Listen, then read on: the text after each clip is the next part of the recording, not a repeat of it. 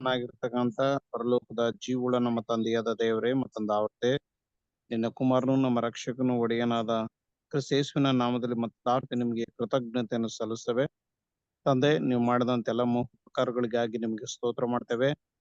ಈ ದಿನ ಬೆಳಗಿನಿಂದ ಸಾಯಂಕಾಲವರೆಗೆ ನಮ್ಮನ್ನು ಅದ್ಭುತಕರವಾದ ರೀತಿಯಲ್ಲಿ ನಡೆಸಿ ಜೀವಿತರ ಒಂದು ಸಂಖ್ಯೆಯಲ್ಲಿ ಎಣಿಸಿ ಸಾಯಂಕಾಲ ವೇಳೆಯಲ್ಲಿ ಮತ್ತೊಂದಾವತ್ತೆ ಒಂದು ಬೈಬಲ್ ಅಧ್ಯಯನದಲ್ಲಿ ಪಾಲು ತೆಗೆದುಕೊಳ್ಳುವಂತೆ ಕೃಪೆ ಮಾಡಿದ್ದೆ ನಿನಗೆ ಸ್ತೋತ್ರ ಮಾಡ್ತೇವೆ.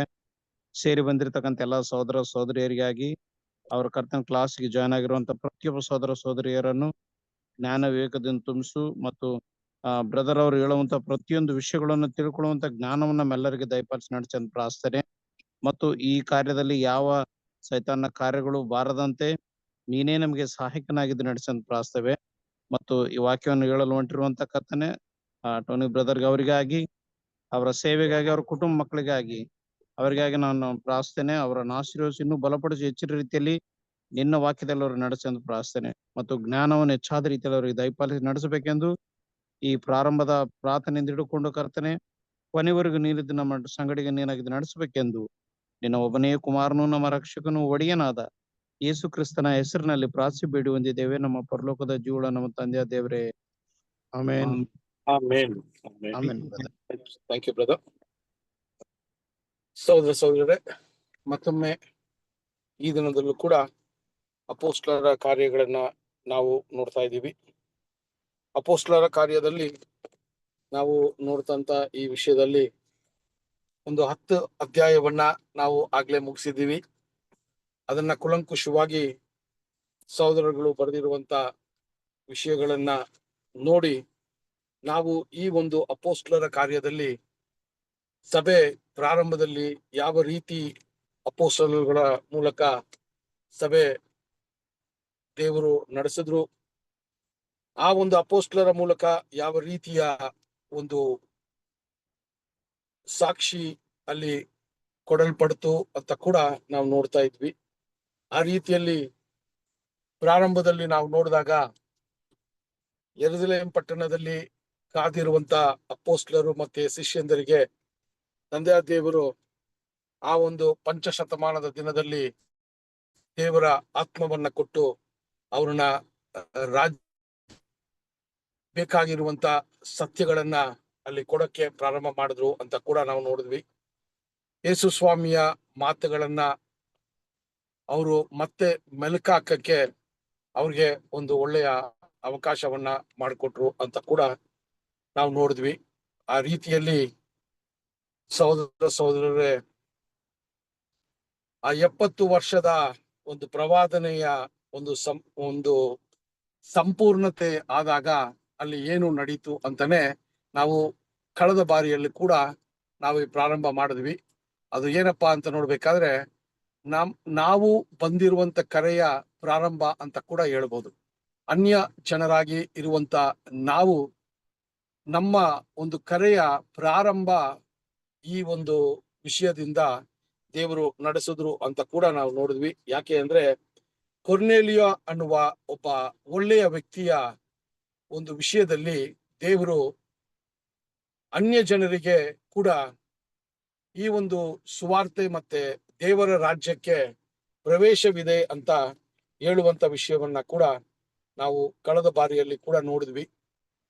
ದೇವರು ಆತನ ಸಂಕಲ್ಪವನ್ನ ಯಾವ ರೀತಿ ಅವರು ನಡೆಸಿದ್ರು ಅಂತ ನಮ್ಮ ಈ ಒಂದು ಆದಿ ಸಭೆಯಲ್ಲಿ, ಪ್ರಾರಂಭದ ಸಭೆಯಲ್ಲಿ ದೇವರ ಚಿತ್ತ ಯಾವ ರೀತಿ ಅವರು ನಡೆಸಿದ್ರು ಅಂತ ನೋಡ್ಬೇಕಾದ್ರೆ ಇಲ್ಲಿ ಪೇತ್ರನ ಒಂದು ವಿಷಯದಲ್ಲಿ ನೋಡುವಾಗ, ಪೇತ್ರನು ಜೋಪ ಪಟ್ಟಣದಲ್ಲಿ ಒಂದು ಅದ್ಭುತ ಕಾರ್ಯವನ್ನ ಮಾಡಿ ಒಂದು ಏನ್ರಿ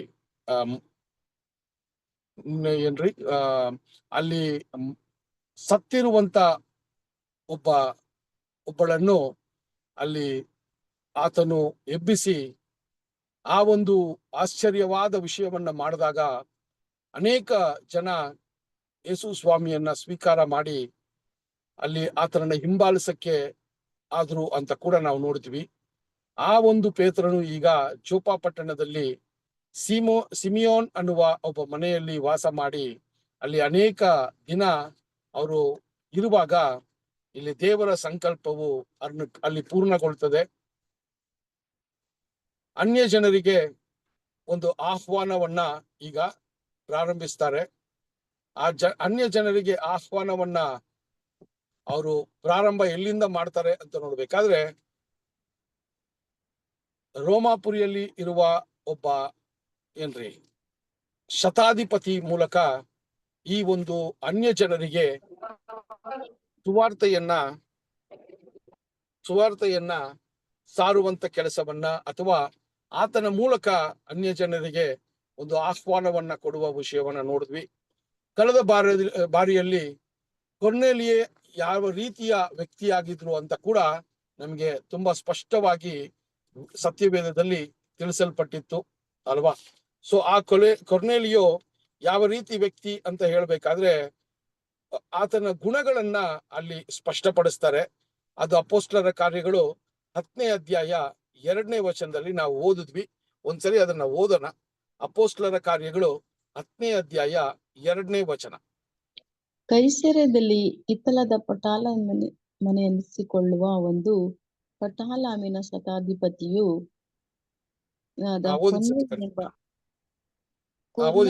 ಒಬ್ಬ ಮನುಷ್ಯನಿದ್ದನು. ಕಂಟಿನ್ಯೂ ಮಾಡಿ.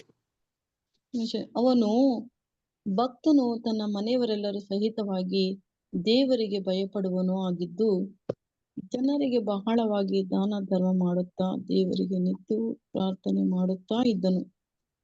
ನೋಡ್ರಿ, ಇದು ಆತನ ಒಂದು ಸನ್ಮಾರ್ಗದ ಜೀವನವನ್ನ ಇಲ್ಲಿ ಸತ್ಯವೇದವು ನಮಗೆ ತಿಳಿಸ್ತದೆ.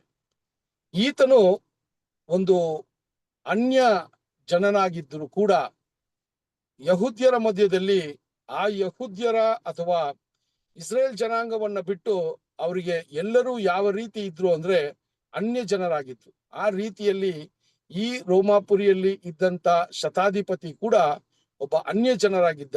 ಆದರೆ ಆತನ ಗುಣಗಳು, ದೇವರು ಆತನನ್ನ ಇರಬೇಕು ಅಂತ ನಮಗೆ ಸತ್ಯವೇದದಲ್ಲಿ ಅಪೇಕ್ಷಿಸ್ತಾರೋ ಆ ರೀತಿಯ ಗುಣಗಳನ್ನ ಆತನಲ್ಲಿ ನೋಡಿದ್ರು ಅಂತ ಕೂಡ ನಾವು ನೋಡಿದ್ವಿ. ಸೊ ಆ ರೀತಿಯಲ್ಲಿ ಸಹೋದರರೇ, ಇಲ್ಲಿ ಈ ಒಂದು ಕೊರ್ನೇಲಿಯೋ ಮೂಲಕ ಅಲ್ಲಿ ಏನಪ್ಪ ಮಾಡ್ತಾರೆ ಅಂತ ನೋಡ್ಬೇಕಾದ್ರೆ, ಈ ಕೊರ್ನೇಲಿಯಗೆ ದೇವರ ದೂತನು ಅಲ್ಲಿ ಏನ್ ಮಾಡ್ತಾರ್ರಿ, ಅಲ್ಲಿ ಕಾಣಿಸ್ಕೋತಾರೆ. ಒಂದು ವಿಷನ್ ಅಲ್ವಾ? ಸೊ ಒಂದು ದರ್ಶನದ ಮೂಲಕ ಅಲ್ಲಿ ಏನ್ ಮಾಡ್ತಾರೆ ಅಂದ್ರೆ, ದೇವದೂತನ ಮೂಲಕ ಈಗ ತಂದೆಯಾದ ದೇವರು ಕೊರ್ನೇಲಿಗೆ ಮಾತಾಡೋದನ್ನ ನಾವು ಕಳೆದ ಬಾರಿಯಲ್ಲಿ ನೋಡಿದ್ವಿ.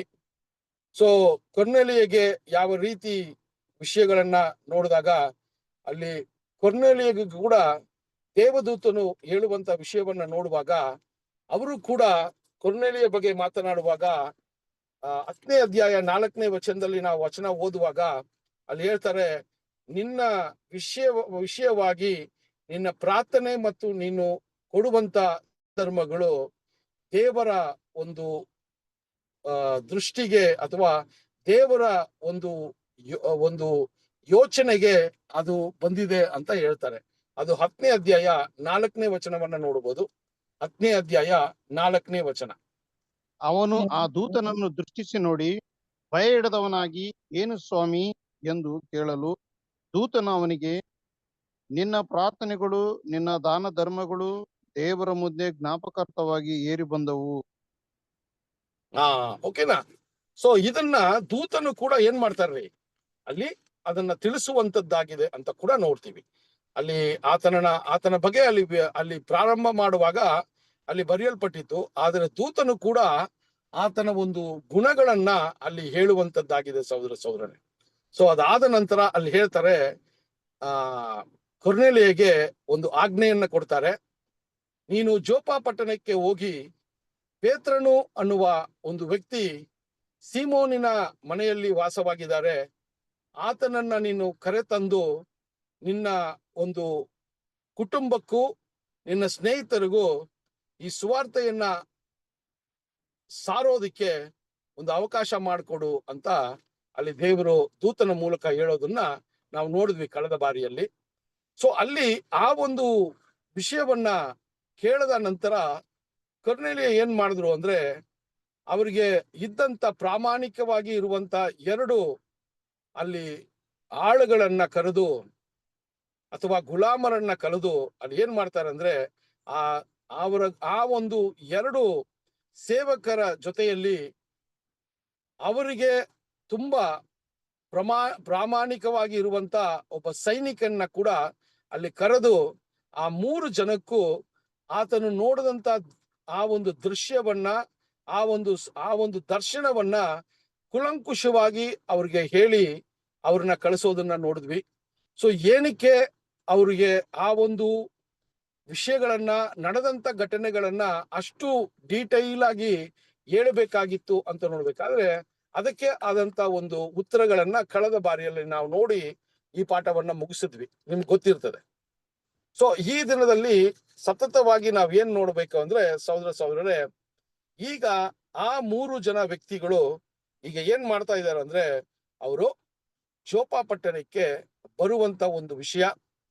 ಸೊ ಆ ಜೋಪ ಪಟ್ಟಣಕ್ಕೆ ಬರುವಂತ ವಿಷಯವನ್ನ ನೋಡುವಾಗ ಅಲ್ಲಿ ಬಂದು ಅವರು ಯಾವ ರೀತಿ ಪೇತ್ರನಲ್ಲಿ ಮಾತನಾಡಿ ಅವ್ರು ಯಾವ ರೀತಿ ಪೇತ್ರನನ್ನ ಕೊರ್ನೇಲಿಯ ಹತ್ರ ಕರ್ಕೊಂಡು ಹೋಗೋದನ್ನ ನಾವು ಈ ದಿನದಲ್ಲಿ ನೋಡೋಣ. ಸೊ ಇದಕ್ಕೆ ನಾವು ಎಲ್ಲಿಂದ ಪ್ರಾರಂಭ ಮಾಡೋಣ ಅಂದ್ರೆ ಅಪೊಸ್ತಲರ ಕಾರ್ಯಗಳು 10ನೇ ಅಧ್ಯಾಯ 9ನೇ ವಚನದಿಂದ ಈ ದಿನದಿಂದ ಪ್ರಾರಂಭ ಮಾಡೋಣ. ಅಪೊಸ್ತಲರ ಕಾರ್ಯಗಳು 10ನೇ ಅಧ್ಯಾಯ 9ನೇ ವಚನ. ಮರುದಿನ ಅವರು ಪ್ರಯಾಣ ಮಾಡಿ ಆ ಆ ಊರಿನ ಹತ್ತಿರಕ್ಕೆ ಹತ್ತಿರಕ್ಕೆ ಬರುವಾಗ ಪೇತ್ರನು ಸುಮಾರು ಮಧ್ಯಾಹ್ನದಲ್ಲಿ ಪ್ರಾರ್ಥನೆ ಮಾಡುವುದಕ್ಕಾಗಿ ಮಾಳಿಗೆಯನ್ನು ಹತ್ತಿದನು. ಓಕೆ ರೀ. ಸೊ ಇಲ್ಲಿ ಏನಾಗ್ತಾ ಇದೆ ಅಂದ್ರೆ ಅವರು 3 ಜನ ವ್ಯಕ್ತಿಗಳು ಸೆಸಾರಿಯಾ ಪಟ್ಟಣದಿಂದ ಈಗ ಜೋಪ ಪಟ್ಟಣಕ್ಕೆ ಬರ್ತಾ ಇದ್ದಾರೆ.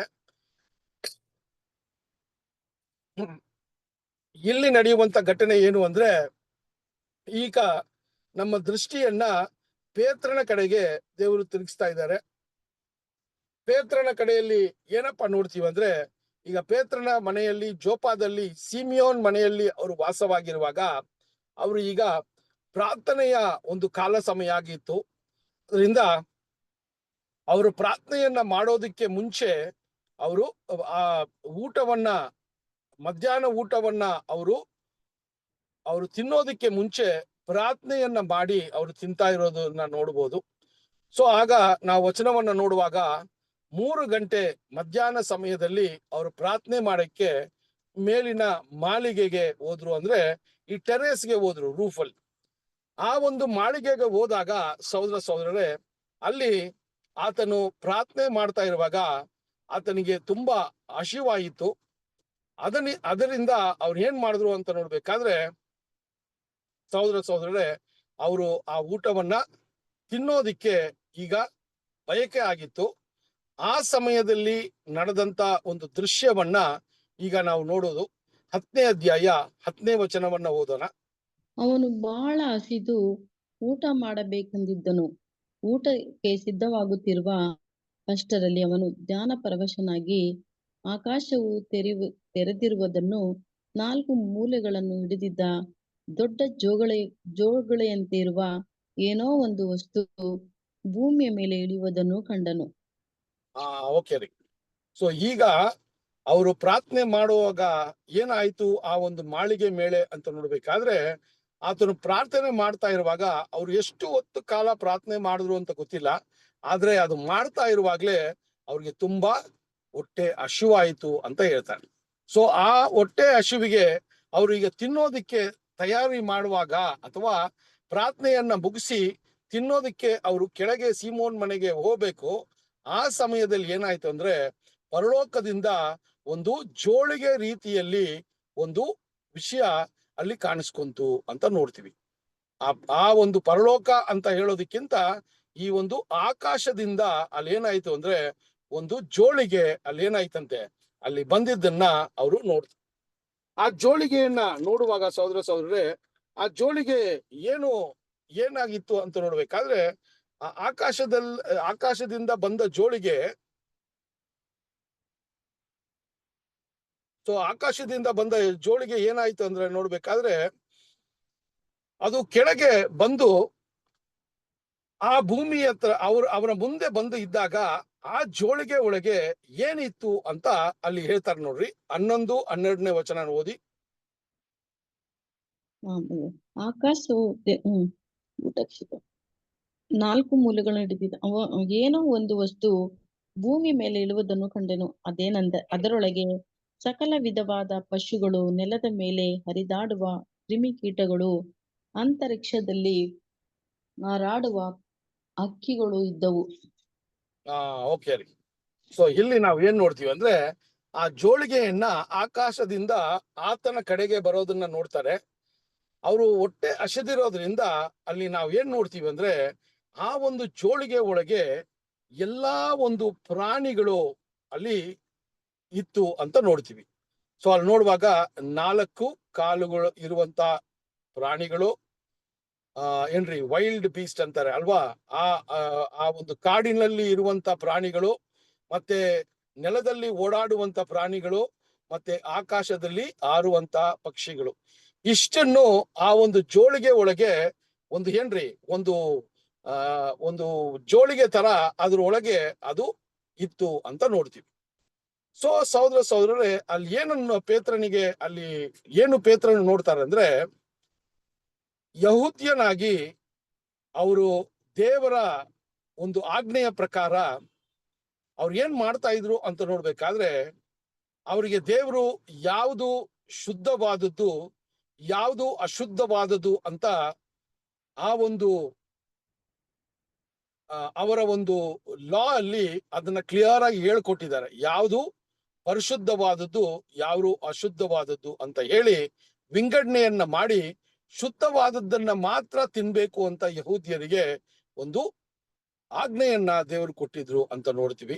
ಆ ರೀತಿಯಲ್ಲಿ ಅವರು ಆ ಪ್ರಾರಂಭದಿಂದಲೇ ಅಬ್ರಹಾಂ, ಐಸಿಕ್, ಜೇಕಬ್ ಅದಾದ ನಂತರ ಯಾವಾಗ ಏನ್ರಿ ಯಹೂದ್ಯರು ಅಂತ ದೇವರು ಅವ್ರನ್ನ ಒಂದು ಒಂದು ಜನ ಸಮೂಹ ಅನ್ನೋದಕ್ಕಿಂತ ಒಂದು ನೇಷನ್ ಆಗಿ ಅವ್ರನ್ನ ಕರೆದ್ರು, ಆ ಸಮಯದಿಂದ ಸಹೋದರರೇ ನಾವು ಏನ್ ನೋಡ್ತೀವಿ ಅಂತ ನೋಡ್ಬೇಕಾದ್ರೆ, ಅವರು ಏನ್ರಿ ಶುದ್ಧವಾದದ್ದನ್ನ ಮಾತ್ರ ಅವರು ತಿಂತಾ ಇದ್ರು ಅಂತ ಕೂಡ ನಾವು ನೋಡ್ತೀವಿ. ಸೊ ಆ ರೀತಿಯಲ್ಲಿ ಇಲ್ಲಿ ಏನ್ ಆಗ್ತಾ ಇದೆ ಅಂದ್ರೆ, ಪೇತ್ರನು ಶುದ್ಧವಾದ ಒಂದು ಏನ್ರಿ ಪದಾರ್ಥಗಳನ್ನ ತಿನ್ನುವ ಯಹೂದ್ಯನಿಗೆ ಈಗ ದೇವರು ಶುದ್ಧವು ಮತ್ತೆ ಅಶುದ್ಧವಾದದನ್ನ ಆ ಜೋಳಿಗೆ ಒಳಗೆ ಅಲ್ಲಿ ತಂದು ಆತನ ಮುಂದೆ ನಿಲ್ಲಿಸೋದನ್ನ ನಾವು ನೋಡ್ತೀವಿ ಸಹೋದರರೇ. ಅದು ನಿಲ್ಲಿಸೋದು ಮಾತ್ರ ಅಲ್ಲ, 13ನೇ ವಚನದಲ್ಲಿ ದೇವದ ದೂತನ ಮೂಲಕ ದೇವರು ಏನ್ ಆಜ್ಞೆ ಕೊಡ್ತಾರೆ ಅಂತ ಓದೋಣ. 10ನೇ ಅಧ್ಯಾಯ 13ನೇ ವಚನ. ಆಗ ಪೇತ್ರನೇ, ಎದ್ದು ಕುಯ್ದು ತಿನ್ನು ಎಂದು ಒಂದು ವಾಣಿ ಕೇಳಿಸಿತು. 14 ಓದಿ ಸಿಸ್ಟರ್. ಅದಕ್ಕೆ ಪೇತ್ರನು, ಬೇಡ ಬೇಡ ಸ್ವಾಮಿ, ನಾನು ಎಂದೂ ಒಲೆ ಪದಾರ್ಥವನ್ನಾಗಲಿ ಅಶುದ್ಧ ಪದಾರ್ಥವನ್ನಾಗಲಿ ತಿಂದವನಲ್ಲ ಅಂದನು. ಓಕೆ. ಸೊ ಈಗ ದೂತನ ಮೂಲಕ ದೇವರು ಹೇಳ್ತಾರೆ, ಪೇತ್ರನೇ ಎದ್ದೋಳು, ಅದನ್ನ ಸಾಯಿಸಿ ಅದನ್ನ ಕೊಂದು ನೀನು ತಿನ್ನು ಅಂತ ಹೇಳ್ತಾರೆ ಅಲ್ವಾ. ಇದು ತುಂಬಾ ಮುಖ್ಯವಾದದ್ದು. ಸೊ ಪೇತ್ರನಿಗೆ ಶುದ್ಧವಾದದ್ದು ಅಶುದ್ಧವಾದದ್ದ ವಿಷಯಗಳ ಬಗ್ಗೆ ಅತಿ ಹೆಚ್ಚಾದ ಮಾಹಿತಿ ಇದ್ದಿರೋದ್ರಿಂದ ಅವನು ಆ ಜೋಳಿಗೆ ಒಳಗೆ ಅಶುದ್ಧವಾದದ್ದು ಕೂಡ ಇದ್ದಿದ್ದನ್ನ ನೋಡಿ, ನಾನು ಇಷ್ಟು ವರ್ಷ ಕಾಲ, ನಾನು ಇಷ್ಟು ವಯಸ್ಸಾದರೂ ಕೂಡ ನಾನು ದೇವರ ಆಜ್ಞೆಯ ಪ್ರಕಾರ ಶುದ್ಧವಾದದ್ದನ್ನ ಮಾತ್ರ ತಿಂತಾ ಇದ್ದೆ. ಆದ್ರೆ ಈಗ ದೇವರು ಆತನ ದೂತನ ಮೂಲಕ ನೀನು ಎದ್ದು ಇದು ಎರಡನ್ನೂ ಪರವಾಗಿಲ್ಲ ನೀನು ತಿನ್ನು ಅಂತ ಹೇಳ್ತಾರೆ ಅಂತ ಅಲ್ಲಿ ನೋಡ್ತಾನೆ. ಆವಾಗ ನಾವು 14ನೇ ವಚನ ನೋಡುವಾಗ, ಬೇಡ ಬೇಡ ಸ್ವಾಮಿ ಅಂತ ಅಲ್ಲಿ ಒಂದು ವಿಷಯವನ್ನ ಹೇಳ್ತಾನೆ. ನಾನು ಶುದ್ಧವಾದದ್ದನ್ನ ಮಾತ್ರ ತಿಂತಾ ಇದ್ದೆ, ಒಳಸಾಗಿ ಅಥವಾ ಕಾಮನ್ ಅಂತ ಇರೋದನ್ನ ಯಾವುದೂ ನಾನು ತಿಂತಾ ಇರ್ಲಿಲ್ಲ ಇಷ್ಟು ದಿನ, ಅದರಿಂದ ನನಗೆ ಬೇಡ ಸ್ವಾಮಿ ಅಂತ ಹೇಳ್ತಾರೆ ಸಹೋದರರೇ. ಸೊ ಇಲ್ಲಿ ದೇವರು ಈ ಒಂದು ಪರೀಕ್ಷೆಯನ್ನ ಪೇತ್ರನಿಗಿಟ್ಟಾಗ, ಪೇತ್ರನಿಗೆ ಏನಾಯ್ತು ಅಂದ್ರೆ, ದೇವರು ಸಹ ಈ ಒಂದು ವಿಷಯವನ್ನ ನೀನು ಮಾಡು ಅಂತ ಹೇಳಿದ್ರೆ ನಾನು ಮಾಡಕ್ಕಾಗಲ್ಲ ಅಂತ ಒಂದು ನಿರ್ಧಾರದಲ್ಲಿ ಇದ್ದದನ್ನ ನಾವು ನೋಡ್ತೀವಿ. ಸೊ ಆ ರೀತಿಯಲ್ಲಿ ನಾವು ನೋಡ್ಬೇಕಾದ್ರೆ ಸಹೋದರರೇ, ಅಲ್ಲಿ ಹೇಳುವಂತ ವಿಷಯಗಳನ್ನ ನೋಡ್ಬೇಕಾದ್ರೆ ಪೇತ್ರನು ಬೇಡ ಅಂತ ಹೇಳಿದ ನಂತರ ಅಲ್ಲಿ ಏನಂತ ನೋಡ್ತೀವಿ ಅಂದ್ರೆ ಅಲ್ಲಿ ಅಶುದ್ಧವಾದ ಒಂದು ಪ್ರಾಣಿ ಪಕ್ಷಿಗಳನ್ನ ಕೊಂದು ಅದನ್ನ ಬೇಯಿಸಿ ಅದನ್ನ ಆ ಜೋಳಿಗೆಯಲ್ಲಿ ಇಟ್ಟಿರ್ಲಿಲ್ಲ. ಇದು ತುಂಬಾ ಮುಖ್ಯವಾದದ್ದು. ಆ ರೀತಿ ಇಟ್ಟಿದ್ರೆ ಇವರಿಗೆ ಯಾವುದು ಶುದ್ಧ ಅಶುದ್ಧ ಅಂತ ಗೊತ್ತಾಗ್ತಾ ಇರ್ಲಿಲ್ಲ. ಆದ್ರೆ ಅಲ್ಲಿ ಜೀವಂತವಾಗಿರುವಂತ ಪ್ರಾಣಿ ಪಕ್ಷಿಗಳನ್ನ ಆ ಜೋಳಿಗೆಯಲ್ಲಿ ಇಟ್ಟಿರ್ಬೇಕು ಅಂತ ನಾವು ಈ ವಚನದಿಂದ ನೋಡ್ಬೋದು. ಅದಕ್ಕೆ ಹೇಳ್ತಾರೆ, ನೀನು ಅದನ್ನ ಕೊಂದು ಅದನ್ನ ನೀನ್ ತಿನ್ನು ಅಂತ ಹೇಳ್ತಾರೆ. ಸೊ ಆ ರೀತಿಯಲ್ಲಿ ನೋಡ್ಬೇಕಾದ್ರೆ ಸಹೋದರರೇ, ಪೇತ್ರನು ಇಷ್ಟು ತನಕ ಆ ರೀತಿಯ ಒಂದು ಅಶುದ್ಧವಾದದ್ದನ್ನ ಶುದ್ಧವಾದದ್ದನ್ನ ಎರಡನ್ನು ಆತನು ಯಾವತ್ತೂ ತಿನ್ಲೇ ಇಲ್ಲ ಅಂತ ನೋಡ್ತೀವಿ. ಸೊ ಆ ರೀತಿ ಇರುವಾಗ ಸಹೋದರರೇ, ಇಲ್ಲಿ ನಾವ್ ಏನ್ ನೋಡ್ತೀವಿ ಅಂದ್ರೆ ದೇವರು ಈ ಒಂದು ಪರೀಕ್ಷೆಯನ್ನ ಕೊಡುವಾಗ ಅವರು ದೇವರಿಗೆ ಏನ್ರಿ ವಿಧೇಯನಾಗಿರ್ಬೇಕು ಅಂತ ಹೇಳಿ ಅವರು ಬೇಡ ದೇವ್ರೆ, ನಾನು ಅದನ್ನ ತಿನ್ನಲಾರೆ ಅಂತ ಹೇಳಿದ್ರೆ ನನಗೆ ನೀವು ಕೊಟ್ಟಿರುವಂತ ಆಜ್ಞೆಯ ಪ್ರಕಾರ ಅದು ತಿನ್ನೋದು ಪಾಪ ಅಂತ ಹೇಳ್ತಾರೆ. ಆವಾಗ 15ನೇ ಅಧ್ಯಾಯ ವಚನ ಓದುವಾಗ ನೋಡ್ರಿ ಎಂತ ಒಂದು ವಿಷಯ ಹೇಳ್ತಾರೆ. 15ನೇ ಅಧ್ಯಾಯ ಹೋಗಿ 10ನೇ ಅಧ್ಯಾಯ 15ನೇ ವಚನ ಓದಿ. ದೇವರು ಶುದ್ಧ ಮಾಡಿದ್ದನ್ನು ನೀನು ಒಲೆಯನ್ನ ಬೇಡವೆಂದು ತಿರುಗಿ 2ನೇ ಸಾರಿ ಅವನಿಗೆ ವಾಣಿ ಕೇಳಿಸಿತು. ನೋಡ್ರಿ ಸಹೋದರರೇ, ಸೊ ಈಗ ದೇವರು ಎದ್ದೋಳು ಅದನ್ನ ಕೊಂದು ನೀನ್ ಅದರ ಒಂದು ಮಾಂಸವನ್ನ ನೀನು ತಿನ್ನು ಅಂತ ಹೇಳುವಾಗ ಸಹೋದರರು ಹೇಳ್ತಾರೆ, ಬೇಡ ದೇವ್ರೆ, ನಾನು ಅದನ್ನ ತಿನ್ನಲಾರೆ, ನಾನು ಯಾವತ್ತೂ ಆ ಒಂದು ಹೊಲಸು ಮತ್ತೆ ಏನ್ರಿ ಅಶುದ್ಧವಾದದನ್ನ ತಿನ್ಲೇ ಇಲ್ಲ. ನನ್ನ ಜೀವನ ಏನ್ರಿ ಎಲ್ಲಾ ನನ್ನ ಜೀವನ ಪೂರ್ತಿ ಅದನ್ನ ಮಾಡಿಲ್ಲ ಅಂತ ಹೇಳುವಾಗ 2ನೇ ಸರಿ ದೂತನ ಮೂಲಕ ಇನ್ನು ಆ ವಾಣಿ 2ನೇ ಸಾರಿ ಅಲ್ಲಿ ಬರ್ತದೆ.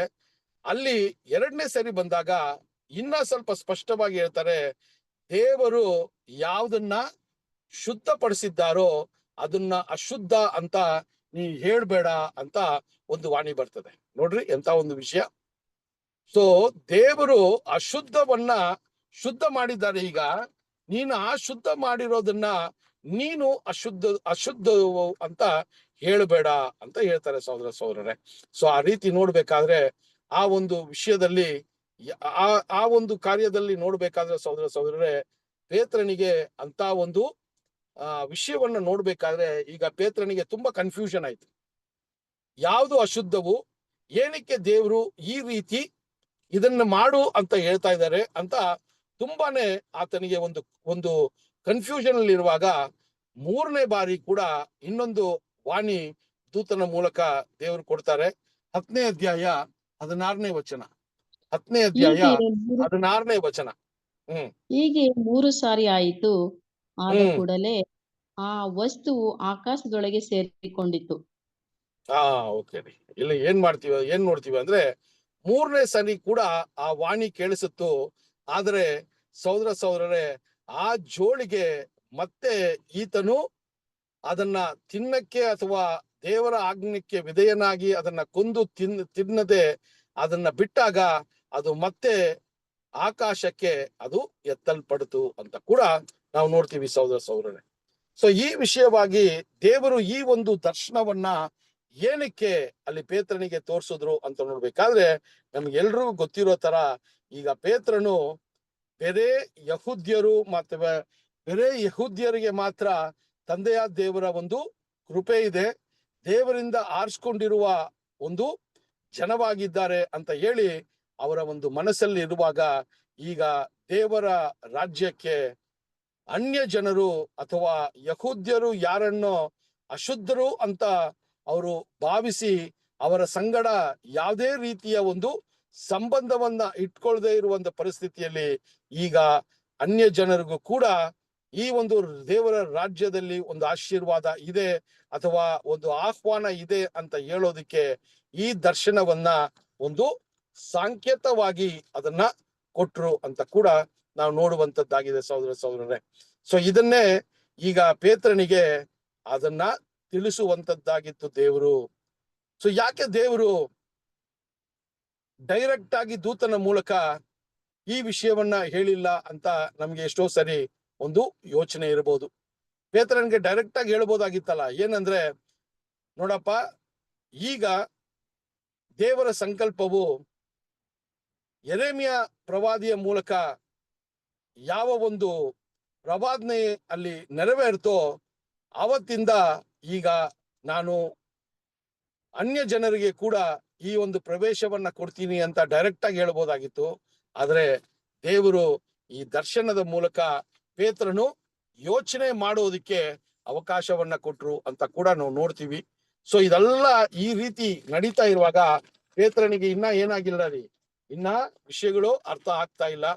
ಆ ಸಮಯದಲ್ಲಿ ಸಹೋದರರೇ, ಇಲ್ಲಿ ಏನಂತ ಪೇತ್ರನಿಗೆ ನಾವು ನೋಡ್ತೀವಿ ಅಂದ್ರೆ, ಆ ಒಂದು ಜೋಳಿಗೆಯಲ್ಲಿ ದೇವರು ಏನಂತ ತೋರಿಸ್ತಾ ಇದಾರಂದ್ರೆ, ಶುದ್ಧವಾದದ್ದು ಮತ್ತೆ ಅಶುದ್ಧವಾದದ್ದು ಎರಡನ್ನೂ ಕೂಡ ದೇವರೇ ಸೃಷ್ಟಿ ಮಾಡಿದ್ರು ಅನ್ನೋದನ್ನ ಅಲ್ಲಿ ಮೊಟ್ಟ ಮೊದಲನೆಯದಾಗಿ ಅಲ್ಲಿ ಅರ್ಥ ಮಾಡ್ಕೋಬೇಕಾಗಿತ್ತು. ಸೊ ಅದರಿಂದ ದೇವರು ಸೃಷ್ಟಿ ಮಾಡಿದಾಗ ಆದಾಮ್ಗೆ ಆ ಒಂದು ಪ್ರಾಣಿ ಪಕ್ಷಿಗಳನ್ನ ಕರ್ಕೊಬಂದು ಆತನಿಗೆ ಹೆಸರು ಇಡೋದಕ್ಕೆ ಆದಾಮನ್ನ ಹೇಳಿದಾಗ ಆದಾಮನು ಎಲ್ಲದಕ್ಕೂ ಆತನಿಗೆ ಎಲ್ಲದಕ್ಕೂ ಆತನ ಪ್ರಕಾರ ಹೆಸರಿಟ್ನು ಅಂತ ವಚನ ನಮ್ಗೆ ಹೇಳ್ತದೆ. ಸೊ ಈ ಒಂದು ವಚನವನ್ನ ನೋಡುವಾಗ 2ನೇ ಅಧ್ಯಾಯ 19-20 ವಚನಗಳನ್ನ ನೋಡೋಣ. ಆದಿಕಾಂಡ 2ನೇ ಅಧ್ಯಾಯ 19 ಮತ್ತು 20 ವಚನಗಳು.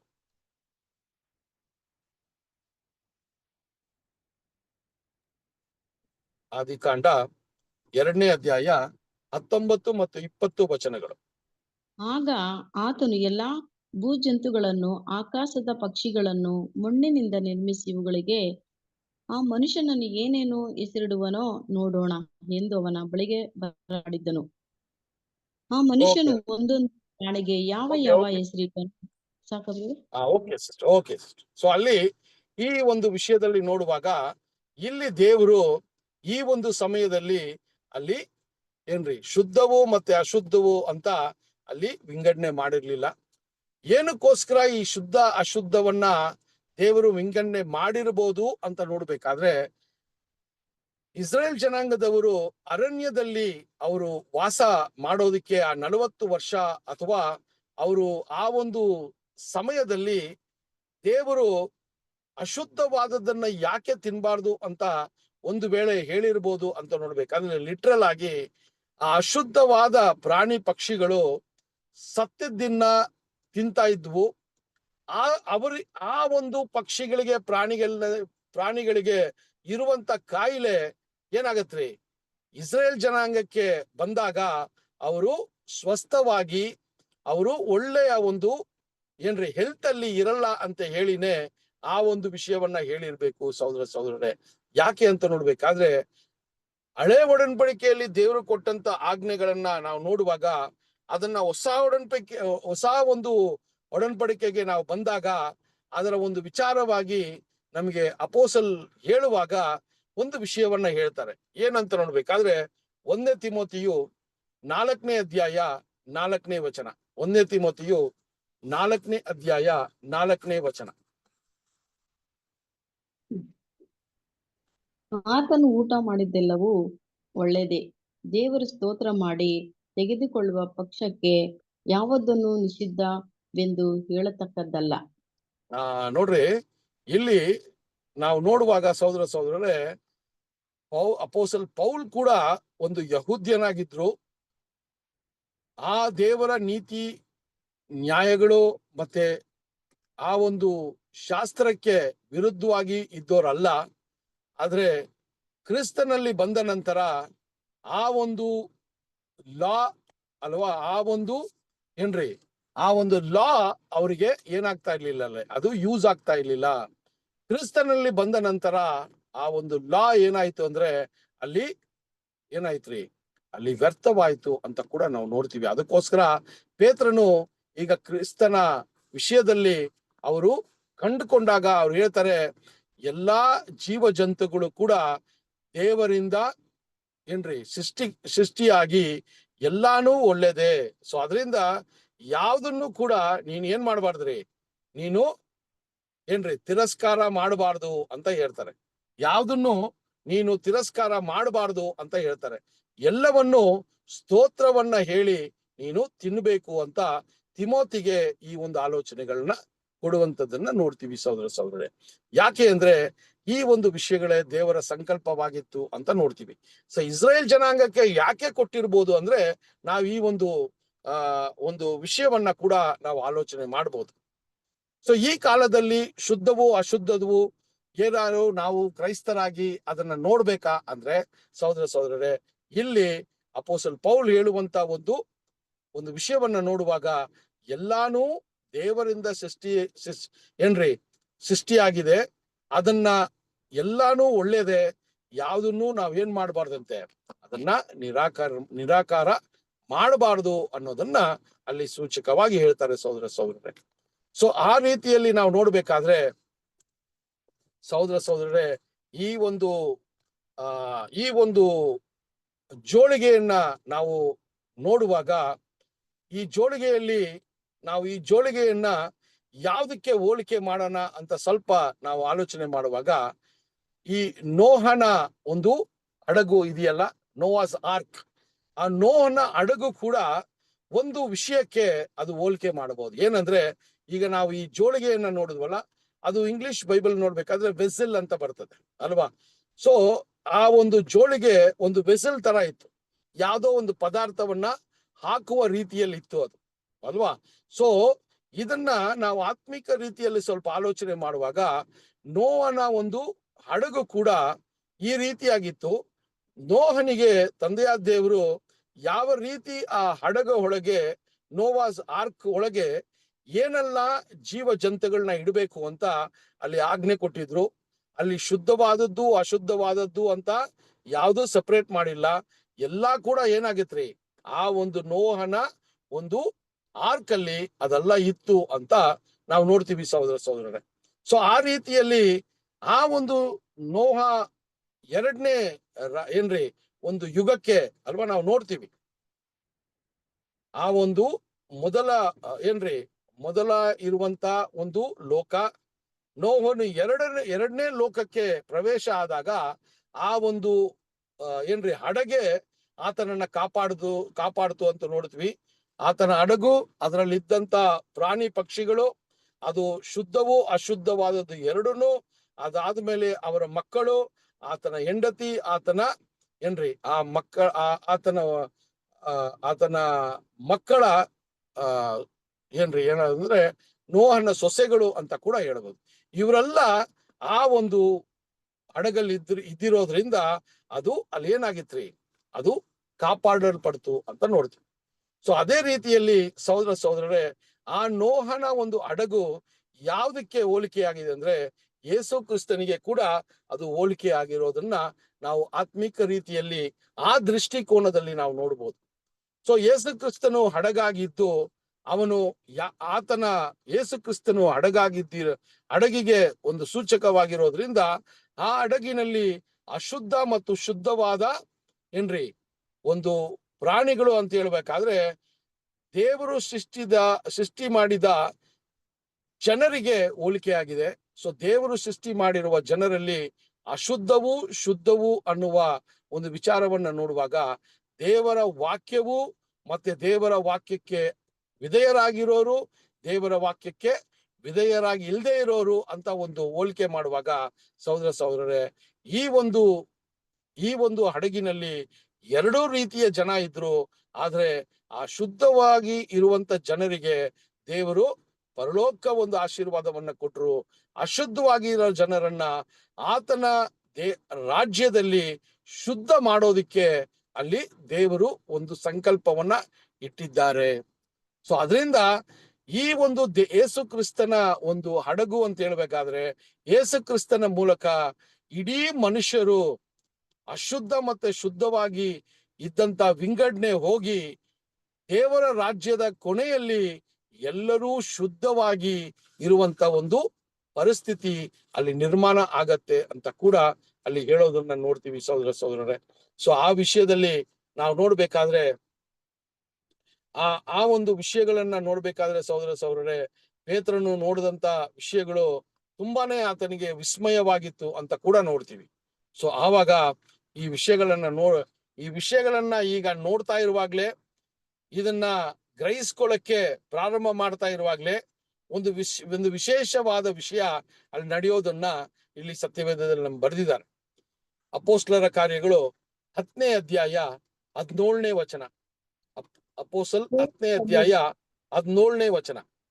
ಪೇತ್ರನು ತನಗಾದ ದರ್ಶನವು ಏನಾಗಿರಬಹುದೆಂದು ತನ್ನಲ್ಲಿ ಕಳವಳ ಪಡುತ್ತಿರುವಾಗಲೇ ಕೊರ್ನೇಲನನ್ನು ಕಳುಹಿಸಿದ ಆ ಮನುಷ್ಯರು ಸೀಮೋನನ ಮನೆ ಯಾವುದೆಂದು ಕೇಳಿಕೊಂಡು ಬಂದು ಆ ಮನೆಯ ಬಾಗಿಲಲ್ಲಿ ನಿಂತು ಓಕೆ. ಪೇತ್ರನ ಸೊ ಇಲ್ಲಿ ನಾವು ನೋಡುವಾಗ ಸಹೋದರರೇ, ಅಲ್ಲಿ ಈ ಒಂದು ದರ್ಶನ ನಡೀತಾ ಇರುವಾಗ್ಲೇ 3 ಬಾರಿ ಆ ಜೋಲಿಗೆ ಆಕಾಶದಿಂದ ಬಂದು ಪೇತ್ರನಿಗೆ ಒಂದು ವಾಣಿ, ಅದನ್ನ ಕೊಂದು ನೀನು ತಿನ್ನು ಅಂತ ಹೇಳುವ ವಾಣಿ 3 ಸಲಿ ಆತನಿಗೆ ಬಂದಾಗ್ಲೂ ಕೂಡ ಸಹೋದರರೇ, ಅದು ಆತನು ಅದನ್ನ ತಿಂದೇ ಇರೋದ್ರಿಂದ ಅದು ಮತ್ತೆ ಆಕಾಶಕ್ಕೆ ಎತ್ತಲ್ಪಡ್ತು ಅಂತ ನೋಡ್ತೀವಿ. ಸೊ ಸಹೋದರರೇ, ಈ ಅಶುದ್ಧವಾದ ಶುದ್ಧವಾದ ವಿಷಯಗಳ ಬಗ್ಗೆ ನಾವು ಸ್ವಲ್ಪ ಆಲೋಚನೆ ಮಾಡುವಾಗ ನಾವು ನೋಡಿದ್ವಿ ಯಾವ ರೀತಿ ದೇವರು ಆ ದಶಾಜ್ಞೆಯಲ್ಲಿ ಅಥವಾ ದೇವರು ಕೊಟ್ಟಂತ ಆಜ್ಞೆಗಳಲ್ಲಿ ಅದು ಯಹೂದ್ಯರಿಗೆ ತುಂಬಾ ಮುಖ್ಯವಾಗಿತ್ತು. ಆದರೆ ಈ ಒಂದು ಸುವಾರ್ತೆ ಯುಗದಲ್ಲಿ ಅಪೊಸ್ತಲ ಪೌಲ್ ಹೇಳ್ದಂಗೆ ಯಾವುದು ಶುದ್ಧವು ಅಶುದ್ಧವು ಅಂತ ನಮ್ಮನ್ನ ಅದು ಅಶುದ್ಧ ಮಾಡಲ್ಲ ಅಂತ ಹೇಳ್ತಾರೆ.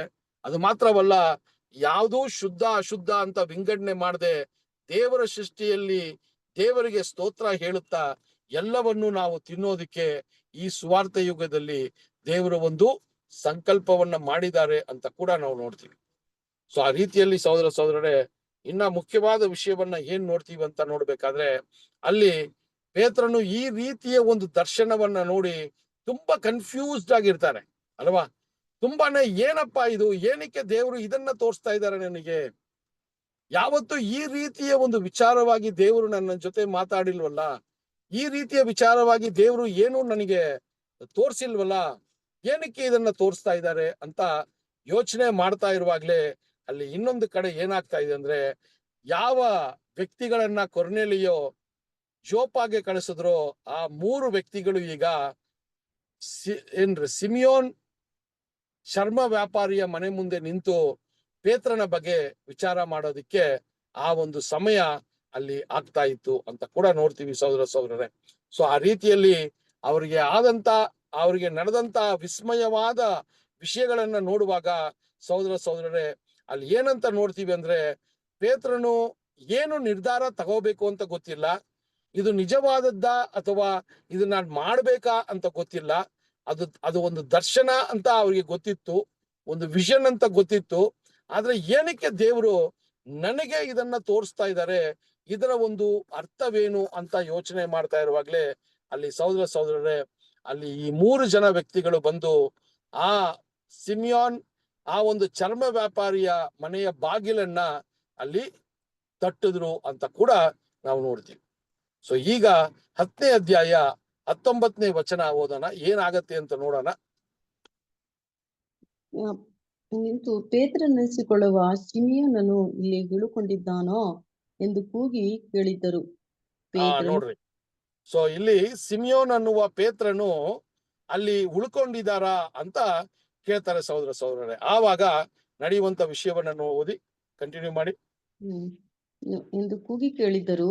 ಪೇತ್ರನು ಆ ದರ್ಶನದ ವಿಷಯದಲ್ಲಿ ಆಲೋಚನೆ ಮಾಡುತ್ತಿರಲು ದೇವರಾತ್ಮನು ಅವನಿಗೆ, ಇಗೋ, 2 ಮನುಷ್ಯರು ನಿನ್ನನ್ನು ವಿಚಾರಿಸುತ್ತಾರೆ.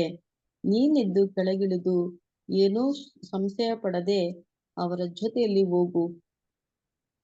ಓಕೆ ರೀ. ನೋಡ್ರಿ ಸಹೋದರರೇ, ಇಲ್ಲಿ ಆ ಒಂದು ದರ್ಶನವು ನಡೀತಾ ಇರುವಾಗ್ಲೇ ಕೆಳಗೆ ದೇವರ ಸಂಕಲ್ಪವು ಏನ್ ಮಾಡ್ತಾರೆ ಅಂದ್ರೆ, ಕೊರ್ನೇಲಿಯಿಂದ ಬಂದಿರುವಂತ ವ್ಯಕ್ತಿಗಳನ್ನ ಅಲ್ಲಿ ಪೇತ್ರನ ಮನೆ ಮುಂದೆ ನಿಲ್ಲಿಸ್ತಾ ಇದ್ದಾರೆ ಈಗ. ಸೊ ಅದಾದ ನಂತರ ದೇವರ ವಾಣಿಯು ಮತ್ತೊಮ್ಮೆ ಆತನ ಮನಸ್ಸಿಗೆ ಒಂದು ವಿಷಯವನ್ನ ದೇವರು ತಿಳಿಸ್ತಾ ಇದ್ದಾರೆ. ಏನು ಅಂದ್ರೆ ಸಹೋದರರೇ, ಈ ಒಂದು ವಿಷಯವನ್ನ ಯಾವ ರೀತಿ ಅಂತ ನೋಡ್ಬೇಕಾದ್ರೆ ಹೇಳ್ತಾರೆ, ಎದ್ದೇಳು, 3 ಜನ ವ್ಯಕ್ತಿ ನಿನ್ನನ್ನ ಹುಡುಕುತ್ತಾ ಬಂದಿದ್ದಾರೆ, ಏನೂ ಸಂಶಯ ಪಡದೆ ಅವರ ಹಿಂದೆ ನೀನು ಹೋಗು ಅಂತ ಒಂದು ವಾಣಿಯನ್ನ, ಅಥವಾ ಒಂದು ಏನ್ರಿ ಆತ್ಮದಿಂದ ಆತನ ಆತ್ಮಕ್ಕೆ ಯಾವುದೋ ಒಂದು ರೀತಿಯ ಒಂದು ವಿಷಯ ಅಲ್ಲಿ ದೇವರು ತಿಳಿಸ್ತಾರೆ ಅಂತ ಕೂಡ ನಾವು ನೋಡ್ತೀವಿ ಸಹೋದರರೇ. ಸೊ ಅಲ್ಲಿ ನಾವು ನೋಡ್ಬೇಕಾದ್ರೆ ವಾಣಿ ಬಂತ ಅಥವಾ ಆತ್ಮವು ಅಂತ ಹೇಳೋದನ್ನ ಯಾವ್ದನ್ನ ನೋಡ್ಬೇಕು ಅಂತ ನೋಡ್ಬೇಕಾದ್ರೆ ಸಹೋದರರೇ, ಆತನಿಗೆ ದೇವರು ಒಂದು ಆಲೋಚನೆಯನ್ನ ಕೊಟ್ಟಿರ್ಬೇಕು. ದೇವರ ವಾಣಿಯಲ್ಲಿ ಕೇಳಲ್ಪಟ್ಟಿಲ್ಲ, ಆದ್ರೆ ದೇವರ ಆತ್ಮವು ಪೇತ್ರನಿಗೆ ಏನನ್ನ ತಿಳಿಸಿತು ಅಂತ ನೋಡ್ಬೇಕಾದ್ರೆ ಸಹೋದರರೇ, ನೀನು ಸಂಶಯ ಪಡಬೇಡ, ನೀನು ಎದ್ದು ಅವರ ಸಂಗಡ ಹೋಗು ಅಂತ ಹೇಳುವಂತ ವಿಷಯವನ್ನ ನಾವು ನೋಡ್ತೀವಿ ಸಹೋದರರೇ. ಅದರಿಂದ ಈ ಒಂದು ವಿಷಯ ನಡುವಾಗ ಈಗ ಪೇತ್ರನಿಗೆ ಎಲ್ಲೋ ಒಂದು ಕಡೆ ಏನೋ ದೇವರು ತೋರಿಸ್ತಾ ಇದಾರಲ್ಲ ಅಂತ ಅವರಿಗೆ ಒಂದು ಅನುಮಾನ ಬಂದಿರ್ಬೇಕು ಅಂತ ನಾವು ನೋಡ್ತೀವಿ ಸಹೋದರರೇ. ಸೊ ಅದರಿಂದ ಅಲ್ಲಿ ಆ ವಾಣಿ ಅಂತ ಹೇಳ್ಬೇಕಾದ್ರೆ ಯಾವುದೇ ರೀತಿಯ ದೂತನು ಮತ್ತೆ ಯಾವುದೇ ರೀತಿಯ ಒಂದು ಮನುಷ್ಯರು ಬಂದು ಅವ್ರನ್ನ ಮಾತಾಡ್ಸಿಲ್ಲ. ಬದಲಾಗಿ ಅವರ ಮನಸ್ಸಿಗೆ ದೇವರು ಒಂದು ಆಲೋಚನೆಯನ್ನ ಕೊಟ್ಟು ಹೇಳ್ತಾರೆ, ನೀನು ಸಂಶಯ ಪಡದೆ ಅವರ ಜೊತೆ ನೀನು ಹೋಗು ಅಂತ ಹೇಳುವಂತ ಕಾರ್ಯವನ್ನ ನಾವು ನೋಡ್ತೀವಿ. ಸೊ ಆಗ ಪೇತ್ರನು ಏನಂತ ಪ್ರಾರಂಭ ಮಾಡ್ತಾರೆ ನೋಡಿ, 10ನೇ ಅಧ್ಯಾಯ 21ನೇ ವಚನ. ನಾನೇ ಅವರನ್ನು ಕಳುಹಿಸಿದ್ದೇನೆ ಎಂದು ಹೇಳಿದ್ದನು. ಪೇತ್ರನು ಕೆಳಗಿಳಿದು ಆ ಮನುಷ್ಯರ ಬಳಿಗೆ ಆ ಮನುಷ್ಯರ ಬಳಿಗೆ ಬಂದು, ಇಗೋ, ನೀವು ವಿಚಾರಿಸುವವನು ನಾನೇ, ನೀವು ಬಂದ ಕಾರಣವೇನು ಎಂದು ಕೇಳಲು ಅವರು ಸೊ ಅಲ್ಲಿ ಏನಂತ ನೋಡ್ತಾ ಇದೀವಿ ಅಂದ್ರೆ, ಈಗ ಸಹೋದರರೇ ಒಂದು ವಿಷಯವನ್ನ ತಿಳಿಸ್ತಾ ಇದ್ದಾರೆ. ಏನಂದ್ರೆ ಪೇತ್ರನು ಈಗ ಆ ಒಂದು ವಿಷಯಗಳು ನಡೀತಾ ಇದೆ, ಆ ವಿಷಯವು ನಡೀತಾ ಇರುವಾಗ ಏನಂತ ನೋಡ್ತೀವಂತ ನೋಡ್ಬೇಕಾದ್ರೆ ಸಹೋದರರೇ, ಆ ವಿಷಯವು ನಡೀತಾ ಇರುವಾಗ ಪೇತ್ರನು ಒಂದು ವಿಶೇಷವಾದ ಕಾರ್ಯವನ್ನ ಮಾಡ್ತಾರೆ. ಅಲ್ಲಿ ಏನು ಅಂತ ನೋಡ್ಬೇಕಾದ್ರೆ ಆ ವಿಷಯದಲ್ಲಿ ಏನಂತ ನೋಡ್ತೀವಿ ಅಂದ್ರೆ, ಒಂದು ವಿಶೇಷವಾದ ವಿಷಯ ಅಲ್ಲಿ ನಡೆಯೋದನ್ನ ನೋಡ್ತೀವಿ. ಏನಂತ ನೋಡ್ಬೇಕಾದ್ರೆ ಸಹೋದರರೇ, ಆ ಕಾರ್ಯಗಳು ಪೇತ್ರನಿಗೆ ಈಗ ಆ ವ್ಯಕ್ತಿಗಳನ್ನ ಆಹ್ವಾನ ಮಾಡೋದಿಕ್ಕೆ ಅವರು ಬರ್ತಾರೆ ಪೇತ್ರನು. ಆವಾಗ ಏನಪ್ಪ ಆಗತ್ತೆ ಅಂತ ನೋಡ್ಬೇಕಾದ್ರೆ, ನೀವು ಯಾರ ಬಗ್ಗೆ ವಿಚಾರಿಸ್ತಾ ಇದ್ದೀರೋ ಆ ವ್ಯಕ್ತಿ ನಾನೇ ಅಂತ ಹೇಳಿ ಅಲ್ಲಿ ಇಂಟ್ರೊಡ್ಯೂಸ್ ಮಾಡ್ಕೋತಾರೆ. ನಿಮಗೆ ಏನು ಬೇಕಾಗಿತ್ತು ಅಂತ ಒಂದು ವಿಚಾರವನ್ನ ಅಲ್ಲಿ ಕೇಳ್ತಾರೆ ಸಹೋದರರೇ. ಆವಾಗ ಈಗ ಬಂದಂತ 3 ವ್ಯಕ್ತಿಗಳು ಕೊರ್ನೇಲಿಯ ಬಗ್ಗೆ ಅಲ್ಲಿ ಮಾತನಾಡೋದಕ್ಕೆ ಪ್ರಾರಂಭ ಮಾಡ್ತಾರೆ. ಆ ಕೊರ್ನೇಲಿಯ ಬಗ್ಗೆ ಮಾತನಾಡೋಕ್ಕೆ ಪ್ರಾರಂಭ ಮಾಡಿದಾಗ ಅಲ್ಲಿ ಏನಾಗತ್ತೆ ಅಂತ ಹೋದನ 10ನೇ ಅಧ್ಯಾಯ 22ನೇ ವಚನ. 10ನೇ ಅಧ್ಯಾಯ 22ನೇ ವಚನ. ಅವರು, ಕೊರ್ನೇಲನೆಂಬ ಒಬ್ಬ ಶತಾಧಿಪತಿ ಇದ್ದಾನೆ, ಅವನು ನೀತಿವಂತನು, ದೇವರಿಗೆ ಭಯಪಡುವವನು, ಯಹೂದ್ಯ ಜನರೆಲ್ಲರಿಂದ ಒಳ್ಳೆ ಹೆಸರು ಹೊಂದಿದ್ದವನು ಆಗಿದ್ದಾನೆ. ಓಕೆ. ಸೊ ಇಲ್ಲಿ ಓದಿ ಸಿಸ್ಟರ್, ಕಂಟಿನ್ಯೂ ಮಾಡಿ. ಅದು 22 ಫುಲ್ಲು. ನಿನ್ನನ್ನು ತನ್ನ ಮನೆಗೆ ಕರೆಕಳುಹಿಸಿಕೊಂಡು ನಿನ್ನಿಂದ ಬೋಧನೆಯನ್ನು ಕೇಳಬೇಕೆಂದು ದೇವದೂತನ ಮುಖಾಂತರವಾಗಿ ಅಪ್ಪಣೆ ಹೊಂದಿದ್ದನು ಎಂದು ಓಕೆ, ಸಿಂಪಲ್. ಸೊ ಈಗ ಇಲ್ಲಿ ನಡೀತಾ ಇರೋ ವಿಷಯಗಳನ್ನ ನಾವು ನೋಡ್ಬೇಕಾದ್ರೆ, ಈಗ ಕೊರ್ನೇಲಿಗೆ ಪೇತ್ರನನ್ನ ಹೋಗಿ ನೀನು ಕರ್ಕೋಬಾ ನಿಮ್ಮ ಮನೆಗೆ ಅಂತ ಹೇಳೋದಿಕ್ಕೆ ಕಾರಣ ಏನು ಅಥವಾ ದೇವರ ಸಂಕಲ್ಪವೇನು ಅಂತ ಅಲ್ಲಿ ದೇವರು ತಿಳಿಸಿಲ್ಲ, ಅಲ್ಲಿ ಆ ವಚನಗಳು ತಿಳಿದಿಲ್ಲ.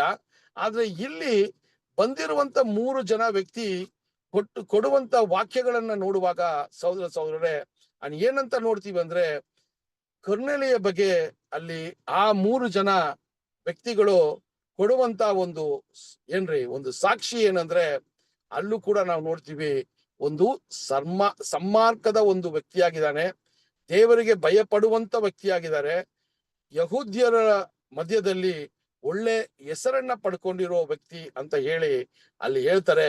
ಅವ್ರು ಬಂದಂತ ಉದ್ದೇಶವೇನು ಅಂತ ಅಲ್ಲಿ ಕಡೆಯಲ್ಲಿ ತಿಳಿಸ್ತಾರೆ. ಏನು ಅಂದ್ರೆ ಸಹೋದರರೇ, ನೀನು ಪೇತ್ರನನ್ನುವ ನನ್ನ ಅಪೊಸ್ತಲನನ್ನ ನಿನ್ನ ಮನೆಗೆ ಕರ್ಕೊಂಡು ಬಂದು ಆತನ ಮೂಲಕ ದೇವರ ಸಂದೇಶವನ್ನ, ದೇವರ ಯೋಜನೆಯನ್ನ, ದೇವರ ಚಿತ್ತವನ್ನ ನೀನು ತಿಳಿಯೋದಕ್ಕೆ ನೀನು ಪ್ರಾರಂಭ ಮಾಡು ಅಂತ ಈಗ ಹೇಳ್ತಾ ಇದ್ದಾರೆ ಸಹೋದರ ಸಹೋದರರೇ. ಸೊ ಈ ವಚನದಲ್ಲಿ ನಾವು ನೋಡುವಂತ ಮುಖ್ಯವಾದ ವಿಷಯ ಏನು ಅಂದ್ರೆ, ಒಬ್ಬ ವ್ಯಕ್ತಿ ಒಳ್ಳೆಯ ಗುಣವನ್ನ, ಒಳ್ಳೆಯ ಹೆಸರನ್ನ ಪಡ್ಕೊಂಡಿದ್ದು, ಆ ಒಂದು ವ್ಯಕ್ತಿ ಒಂದು ಒಳ್ಳೆಯ ಜೀವನವನ್ನ ನಡೆಸ್ತಾ ಇದ್ರು ಕೂಡ ಅವರು ದೇವರಿಂದ ದೇವರು ಆತನನ್ನ ಆರಿಸ್ಕೋಬೇಕಾದ್ರೆ ದೇವರ ಯೋಜನೆಯನ್ನ ಅಥವಾ ದೇವರನ್ನ ಅವರು ಅರ್ಥ ಮಾಡ್ಕೋಬೇಕು. ಅದು ತುಂಬಾ ಮುಖ್ಯವಾದ ಒಂದು ಕಂಡೀಷನ್ ಅಂತ ಇಲ್ಲಿ ನಮ್ಗೆ ತಿಳಿಸ್ತಾರೆ ಸಹೋದರ ಸಹೋದರರೇ. ಲೋಕದಲ್ಲಿ ಎಷ್ಟೋ ವ್ಯಕ್ತಿಗಳಿದ್ದಾರೆ, ತುಂಬಾ ಒಳ್ಳೆಯ ವ್ಯಕ್ತಿಗಳಿದ್ದಾರೆ, ತುಂಬಾನೇ ಆ ಒಂದು ಸೊಸೈಟಿಯಲ್ಲಿ ಅವರಿಗೆ ಒಳ್ಳೆ ಹೆಸರಿರುವಂತದ್ದಾಗಿದೆ, ದೇವರಿಗೆ ಭಯಪಡುವಂತ ವ್ಯಕ್ತಿಗಳಾಗಿದ್ದಾರೆ. ಆದರೆ ಯೇಸು ಕ್ರಿಸ್ತನ ವಿಚಾರವಾಗಿ ಅವರು ತಿಳ್ಕೋಬೇಕಾಗಿತ್ತು.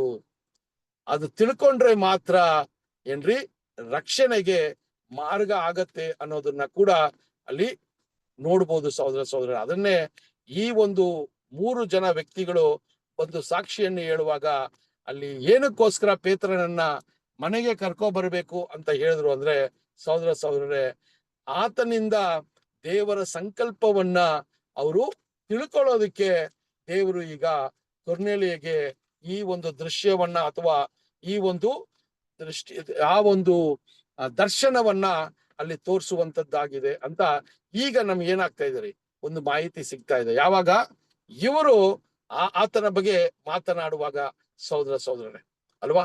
ಸೊ ಆ ರೀತಿಯಲ್ಲಿ ನಾವು ನೋಡ್ಬೇಕಾದ್ರೆ ಆ ಒಂದು ಬಂದಂತ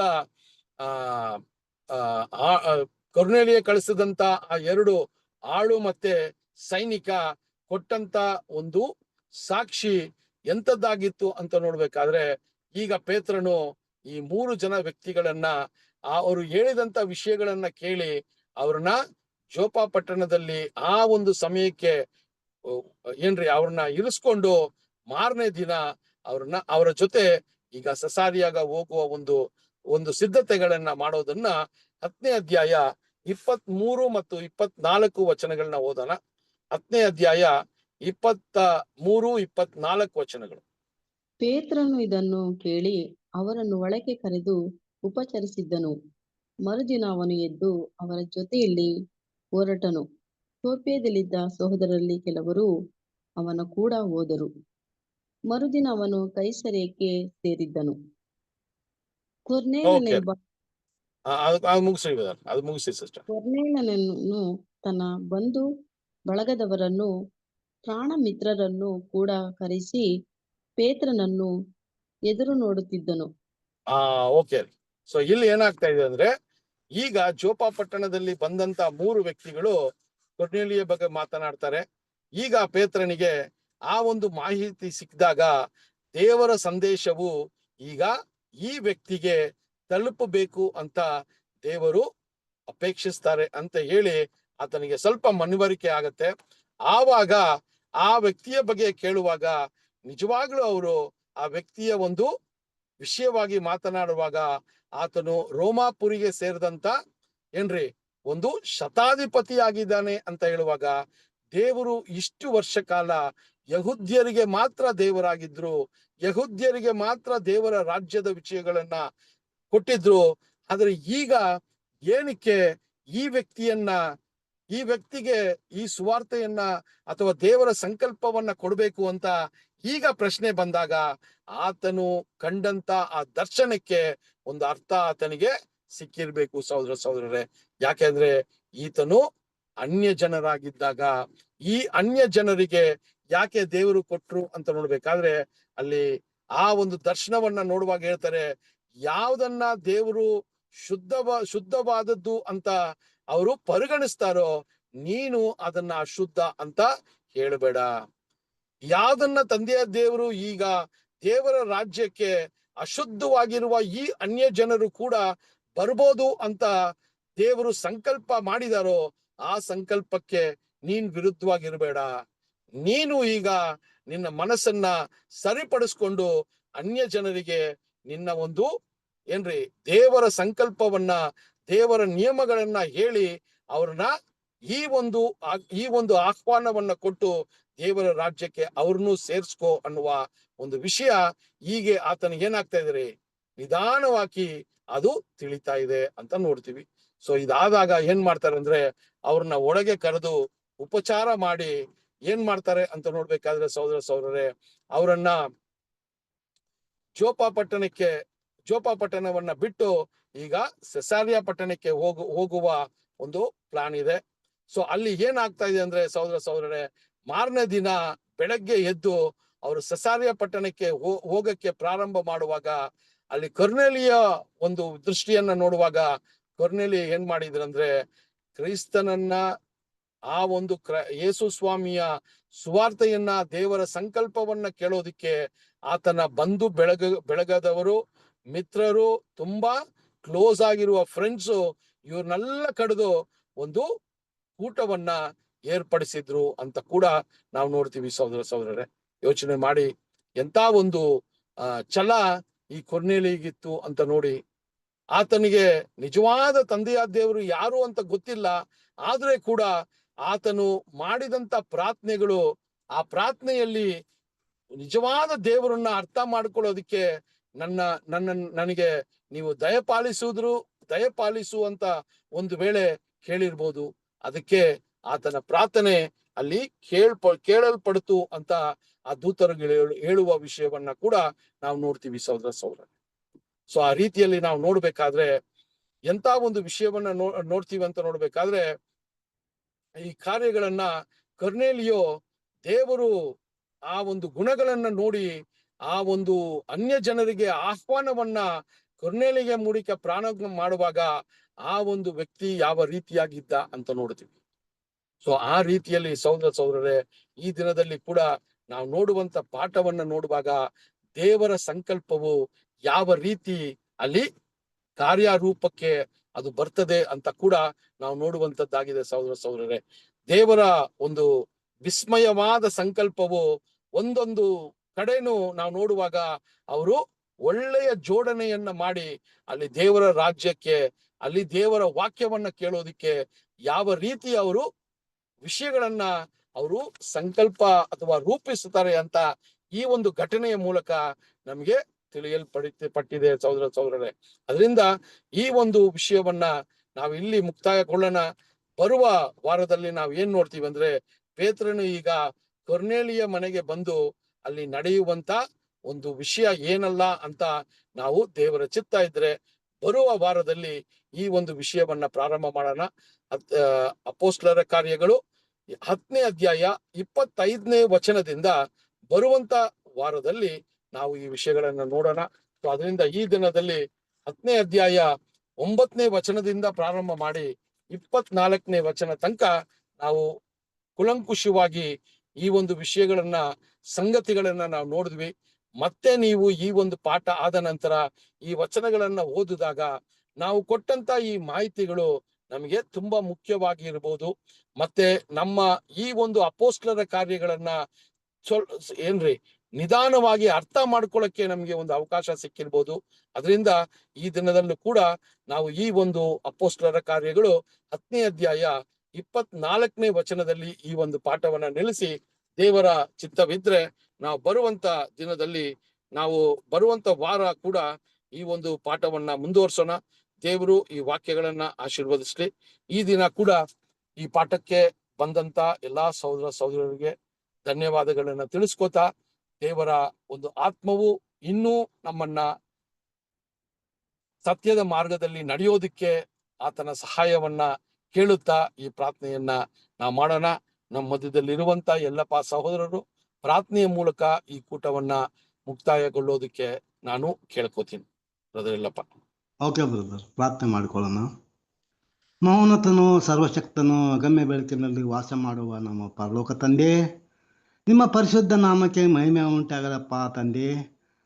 ನಮ್ಮನ್ನು ಇದುವರೆಗೆ ಕಾಯ್ದು ಕಾಪಾಡಿ ಒಂದು ಜೀವಿತರ ಸಂಖ್ಯೆಲಿಟ್ಟು ನಮ್ಮನ್ನು ನಿಲ್ಲಿಸಿ ಸಂಜೆ ವೇಳೆಯಲ್ಲಿ ತಂದೆ ನಿಮ್ಮ ದಾಸರ ಮುಖಾಂತರವಾಗಿ ತಂದೆ ಇದುವರೆಗೆ ನಿಮ್ಮ ಸತ್ಯವಾಕ್ಯವನ್ನು ತಿಳಿಸಿದೆಯಲ್ಲ ತಂದೆ. ಈ ಕೃಪೆಗಾಗಿ ಕೋಟಿ ಕೋಟಿ ಧನ್ಯವಾದ ತಂದೆ. ತಂದೆ ಇನ್ನು ಯಾವ ಸಹೋದರ ಸಹೋದರರಿಗೆ ವಾರ ಬಂದಿಲ್ಲ ತಂದೆ, ಅವ್ರಿಗೆ ಸಹ ತಂದೆ ಮುಂದಿನ ಸಮಯದಲ್ಲಿ ಬಂದು ಅವರು ನಿನ್ನ ವಾಕ್ಯವನ್ನು ಕೇಳುವ ಹಾಗೆ ತಂದೆ ಅವ್ರಿಗೆ ಸಹ ತಂದೆ ಸಹಾಯ ಮಾಡು. ಇವತ್ತು ನಿನ್ನ ವಾಕ್ಯವನ್ನು ತಿಳಿಸಿದಂತಹ ಸಹೋದರಿಗೋಸ್ಕರ ಅವರ ಕುಟುಂಬಕ್ಕೋಸ್ಕರ ಸಹ ಬೇಡ್ಕೊಂತ ತಂದೆ. ನಿಮ್ಮ ಮಹಾಕೃಪೆಯಿಂದ ಅವರಿಗೆ ಇದುವರೆಗೆ ಬೇಕಾದ ಜ್ಞಾನ ಆರೋಗ್ಯವೆಲ್ಲವೂ ಕೊಟ್ಟು ನಡೆಸಿದ ಹಾಗೆ ತಂದೆ ಮುಂದೂ ಸಹ ತಂದೆ ನಿಮ್ಮ ಚಿತ್ತಂತೆ ನಡಲಿಕ್ಕೆ ಅವರಿಗೆ ಸಹಾಯ ಮಾಡು. ನಿಮ್ಮ ಪವಿತ್ರ ಆತ್ಮನ ಸಹಾಯದಿಂದ ಅನೇಕರಿಗೆ ಇನ್ನೂ ಸಹ ತಂದೆ ಅನೇಕರು ಜನರಲ್ಲಿ ಲೋಕದಲ್ಲಿ ಜನರಿಗೂ ಸಹ ತಂದೆ ತಿಳಿಸುವ ಹಾಗೆ ಸಹಾಯ ಮಾಡು ತಂದೆ. ತಂದೆ ನಾವು ಇದುವರೆಗೆ ವಾಕ್ಯವನ್ನು ಕೇಳಿದೆವಪ್ಪ ತಂದೆ, ಆ ವಾಕ್ಯದ ಪ್ರಕಾರ ತಂದೆ ನಾವು ನಡೆದು ನಮ್ಮ ಓಟ ಓಡಿ ಮುಗಿಸುವ ಹಾಗೆ ತಂದೆ ಕೃಪೆ ಕೊಟ್ಟು ನಡೆಸು ತಂದೆ. ಹೌದಪ್ಪ ತಂದೆ, ನಿಮ್ಮ ಕೃಪೆ ನಿಮ್ಮ ಸಹಾಯದಿದ್ದರೆ ನಾವು ಏನು ಮಾಡಲಿಕ್ಕೆ ಸಾಧ್ಯನೇ ಇಲ್ಲಪ್ಪ ತಂದೆ. ಆದರೆ ತಂದೆ ಮುಂದೆ ಬರುವಂತಹ ಪ್ರಭುವಚನಗೋಸ್ಕರ ಬೇಡ್ಕೊಂತೀನಿ ತಂದೆ. ಹೌದಪ್ಪ ತಂದೆ, ಕೀರ್ತನೆಯಲ್ಲಿ ಹೇಳಿದ ಪ್ರಕಾರ ಆ ಸಹೋದರರು ಒಂದಾಗಿರುವುದು ಎಷ್ಟೋ ರಮ್ಯವಾದದ್ದು ಅಂತ ತಂದೆ ಆದರಿಸಿದ್ದಾರೆ. ಅದೇ ರೀತಿಯಾಗಿ ತಂದೆ ನಾವೆಲ್ಲ ಸಹೋದರ ತಂದೆ ಕೂಡಿ ಆ ಪ್ರಭುವಚನದಲ್ಲಿ ಭಾಗಿಯಾಗಿ ತಂದೆ ನಿಮ್ಮ ಚಿತ್ತಂತೆ ಅನುಸಾರವಾಗಿ ನಿಮ್ಮ ಚಿತ್ತಕ್ಕನುಸಾರವಾಗಿ ನಡೆಸೋ ಹಾಗೆ ತಂದೆ ನೀವು ನಮಗೆ ಕೃಪೆ ಕೊಟ್ಟು ನಡೆಸು ತಂದೆ. ತಂದೆ ಇನ್ನು ಯಾವ ಸಹೋದರರು ಅಸ್ವಸ್ಥರಾಗಿದ್ದಾರೆ ತಂದೆ, ಅವ್ರಿಗೋಸ್ಕರ ಸಹ ಬೇಡ್ಕೊತಾನೆ ತಂದೆ. ನಿಮ್ಮ ಪಾದ ಸನ್ನಿಧಿಯಲ್ಲಿ ತಂದೆ ಅವ್ರನ್ನು ನೆನೆಸ್ಕೊತಾನೆ ತಂದೆ. ಇನ್ನು ಮುಂದಿನ ದಿನಗಳಲ್ಲಿ ಅವರು ಸಹ ತಂದೆ ಆರೋಗ್ಯ ಹೊಂದಿ ನಿಮ್ಮ ವಾಕ್ಯವನ್ನು ಕೇಳುವಾಗೆ ತಂದೆ ಅವ್ರಿಗೂ ಸಹ ತಂದೆ ಆರೋಗ್ಯದಲ್ಲಿ ಬಲ ಕೊಟ್ಟು ತಂದೆ ನಿಮ್ಮ ವಾಕ್ಯವನ್ನು ಕೇಳುವಾಗೆ ನಿಮ್ಮ ಚಿತ್ತಕ್ಕನುಸಾರವಾಗಿ ಅವರು ಸಹ ತಂದೆ ಅವರ ಓಟ ಓಡಿ ಮುಗಿಸುವ ಹಾಗೆ ಸಹಾಯ ಮಾಡು ತಂದೆ. ತಂದೆ ಆದಿಯಿಂದ ಅಂತ್ಯದವರೆಗೂ ಈ ಕೂಟದಲ್ಲಿ ನಿಮ್ಮ ಪ್ರಸನ್ನತೆ ಇದ್ದು ಈ ಕೂಟ ನಡೆಸಿಕೊಟ್ಟಿದ್ದಕ್ಕಾಗಿ ಸಹ ಕೋಟಿ ಕೋಟಿ ಧನ್ಯವಾದ ತಂದೆ. ಇದುವರೆಗೆ ನನ್ನ ಪ್ರಾರ್ಥನಾ ಕೇಳಿದ್ದಕ್ಕಾಗಿಯೂ ಸಹ ಧನ್ಯವಾದ ತಂದೆ. ಈ ಚಿಕ್ಕ ಪ್ರಾರ್ಥನಾ ನಮ್ಮೆಲ್ಲರ ರಕ್ಷಕನಾದ ಯೇಸು ಕ್ರಿಸ್ತ ನಾಮದಲ್ಲಿ ಬಿಡ್ತೇನೆ ನಮ್ಮ ಜೀವಳ ಪರಲೋಕ ತಂದೆ, ಆಮೇನ್. ಆಮೇನ್. Thank you. ಎಲ್ಲ ಸಹೋದರ ಸಹೋದರಿಗಳಿಗೂ ಧನ್ಯವಾದಗಳು. Good night. ಧನ್ಯವಾದ. Good night. ಎಲ್ಲ ಬ್ರದರ್ ಸಿಸ್ಟರ್ಸ್ ಎಲ್ಲರಿಗೆ ನಮಸ್ಕಾರ. ಎಲ್ಲರಿಗೆ ಗುಡ್ ನೈಟ್. ಎಲ್ಲಾ ಬ್ರದರ್ ಸಿಸ್ಟರ್ಗೆ ನಮಸ್ತೆ. ನಮಸ್ತೆ ಅಕ್ಕ. ನಮಸ್ತೆ. ನಮಸ್ತೆ ಎಲ್ಲರಿಗೂ ಎಲ್ಲ ಸಿಸ್ಟರ್ ಬ್ರದರ್ಸ್ ನಮಸ್ತೆ. ನಮಸ್ತೆ. ಎಲ್ಲ ನಮಸ್ತೆ.